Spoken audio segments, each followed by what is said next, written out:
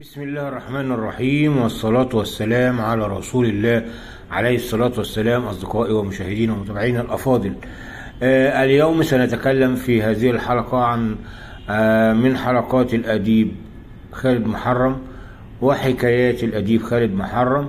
واليوم هو عن حكاية حي باب الشعرية، وهو حي شعبي قديم وعريق من أحياء القاهرة الفاطمية أو محافظة القاهرة، وعرف بهذا الاسم نسبة إلى طائفة من البربر يقال لهم بنو الشعرية. وباب الشعرية هو أحد بابين كان في جزء من السور الشمالي الذي شيده بهاء الدين كراكوش وزير السلطان صلاح الدين الأيوبي إنذاك، وكان ذلك الجزء من السور الشمالي به باب البحر وباب الشعرية، وكان يمتد بين الناصية الشمالية الغربية لحصن القاهرة الفاطمي وبين قلعة المقص التي بنيت عند ضفة النيل في ذلك الوقت، وكان موضعها مجاورا لجامع أولاد عنان الحالي في مكان جامع المقص الذي كان قد شيده الحاكم بأمر الله.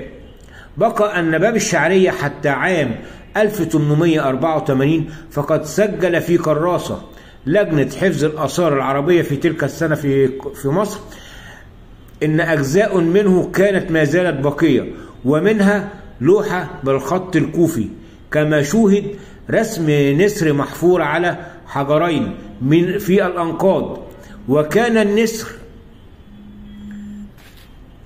وهذين الحجرين من الأنقاض، وكان النسر رنكة، أي إشارة لصلاح الدين الأيوبي. ولا زالت المنطقة حول الباب تسمى بباب الشعرية، كما عرف به ميدان كبير، وبه تم وضع تمثال الموسيقار العظيم موسيقار الأجيال محمد عبد الوهاب. ومن مواليد باب الشعرية المطرب ماهر العطار والشيخ محمود محمد رمضان، وأيضا الفنان الكبير والقدير الفنان عزت العلايلي. أما من أشهر مقيمي حي باب الشعرية هو موسيقار الأجيال محمد عبد الوهاب، ونجم الكوميديا الراحل نجيب الريحاني، كما أقام في هذه المنطقة المطرب إبراهيم حمودة والفنان الكوميدي الكبير عبد المنعم مدبولي. وإلى هنا أترككم في رعاية الله وحفظه مع حكاية من حكايات الأديب خالد محرم.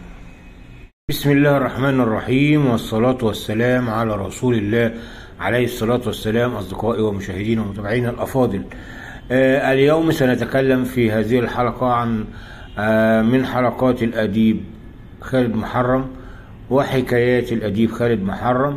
واليوم هو عن حكاية حي باب الشعرية، وهو حي شعبي قديم وعريق من أحياء القاهرة الفاطمية.